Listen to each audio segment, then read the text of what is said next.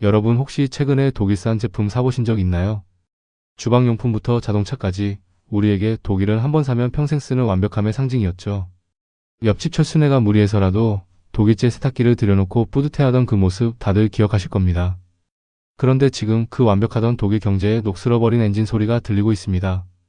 단순히 경기가 조금 안 좋은 수준이 아닙니다. 독일의 상징과도 같던 공장 굴뚝이 차갑게 식어가고 도시의 밤이 어두워지고 있어요. 유럽의 거인이라 불리던 나라가 어쩌다가 유럽의 병자라는 꼬리표를 다시 달게 된 걸까요? 그리고 이 소름 돋는 이야기가 왜 사실은 우리 한국과 내일인지 오늘 인포큐브에서 아주 깊게 파헤쳐보겠습니다. 세상을 보는 6개의 시선. 지식의 완성 인포큐브 렛츠고. 우리가 명절날 친척들의 잔소리를 들을 때보다 더 가슴 아픈 건 팩트 폭격을 마주할 때죠.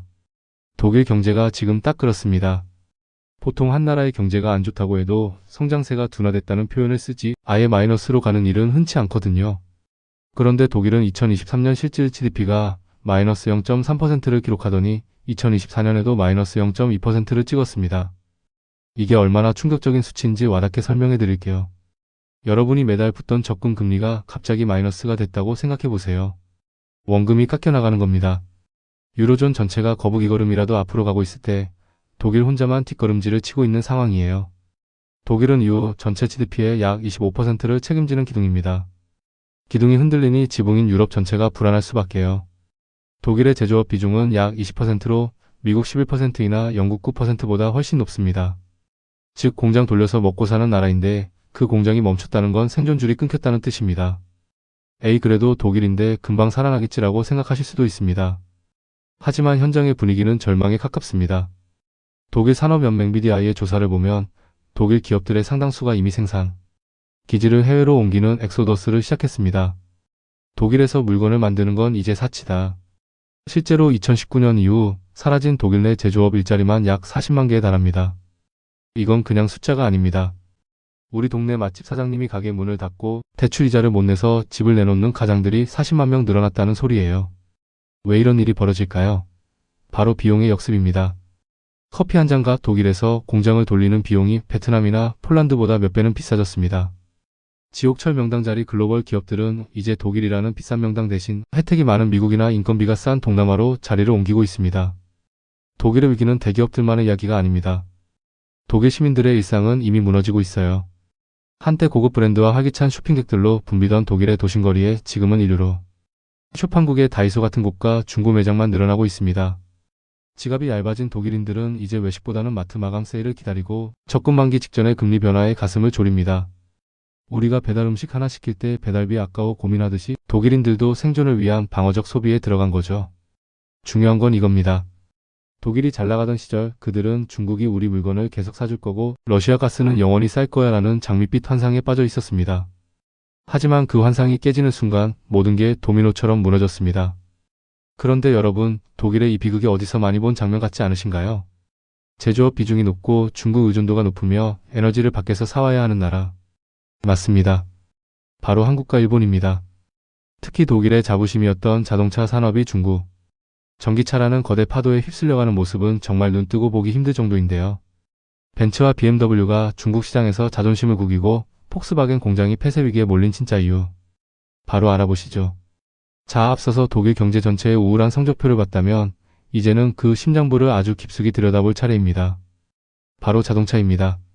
사실 독일인들에게 자동차는 단순한 이동수단이 아니에요. 그들에게 자동차는 기계공학의 정점이자 독일이라는 국가의 자부심 그 자체였습니다.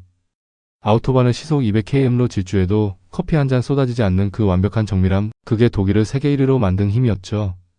그런데 지금 그 자존심이 형편없이 구겨지고 있습니다. 왜일까요? 범인은 우리가 너무나 잘 아는 중국입니다. 독일 자동차 회사들이 그동안 돈을 어떻게 벌었는지 그 이면을 보면 정말 소름이 돋습니다. 그들은 사실상 중국 시장이라는 거대한 링거를 맞으며 몸집을 불려왔거든요. 폭스바겐은 전 세계에서 파는 차 10대 중 무려 4대를 중국에서 팔아치웠고 벤츠와 BMW 역시 매출의 30% 이상을 중국인의 지갑에 의존했습니다. 중국인들은 영원히 우리 삼각별 벤츠를 사랑할 거야 라며 안일하게 샴페인을 터뜨린 거죠. 하지만 이게 독약이 되어 돌아왔습니다. 중국 경제가 둔화되고 중국인들 사이에서 우리 물건을 쓰자는 애국 소비 열풍이 불기 시작하자 독일 차는 순식간에 비싸기만 하고 고리타분한 아저씨 차 취급을 받기 시작했습니다. 마치 명절날 큰아버지가 아끼는 낡은 양복처럼 옛날 방식의 권위만 남은 존재가 되어버린 겁니다. 여기서 더 무서운 건 단순히 판매량이 줄어든 게 아니라 자동차의 정의 자체가 바뀌었다는 사실입니다. 예전 내연기관 시대에는 엔진과 변속기 같은 복잡한 기계 장치들이 핵심이었습니다. 부품만 무려 3만 개가 들어갔죠. 이 촘촘한 기계 설계는 독일이 넘볼 수 없는 벽을 세웠던 비결이었습니다. 하지만 전기차 시대가 되면서 이 부품 수가 1만 개 수준으로 급감했습니다. 엔진이 사라진 자리를 배터리와 모터가 대신하게 된 거죠. 문제는 여기서 터졌습니다. 하드웨어의 장벽이 낮아지자 이제 경쟁의 중심은 기계가 아니라 소프트웨어로 옮겨갔습니다. 이제 자동차는 기계가 아니라 바퀴 달린 스마트폰이 된 겁니다. 중국 전기차 BYD나 샤오미를 타보면 충격 그 자체입니다. 차 안에서 고사양 게임을 하고 노래방 기기로 노래를 부르며 인공지능이 운전자의 표정을 읽고 최적의 환경을 만듭니다. 반면 독일 차는 어떤가요? 기계적인 주행 성능은 여전히 1등일지 몰라도 소프트웨어는 툭하면 멈추고 인터페이스는 답답하기 그지없습니다. 몸체는 최신형인데 두뇌는 윈도우 95를 쓰고 있는 셈이죠. 중국 소비자들 눈에 독일 차가 뒤처진 제품으로 보이는 건 어찌 보면 당연한 결과입니다. 여기에 결정타를 날린 게 바로 러시아-우크라이나 전쟁입니다. 독일 제조업은 그동안 러시아에서 파이프라인으로 쏴주는 값싼 천연가스라는 치트키를 써왔습니다. 저렴한 에너지로 공장을 돌려 막대한 이익을 남겼던 거죠. 그런데 전쟁으로 이 가스관이 잠겨버렸습니다. 에너지 가격이 한때 10배까지 치솟자 자동차뿐만 아니라 화학, 철강 같은 뿌리 산업들이 비명을 지르기 시작했습니다.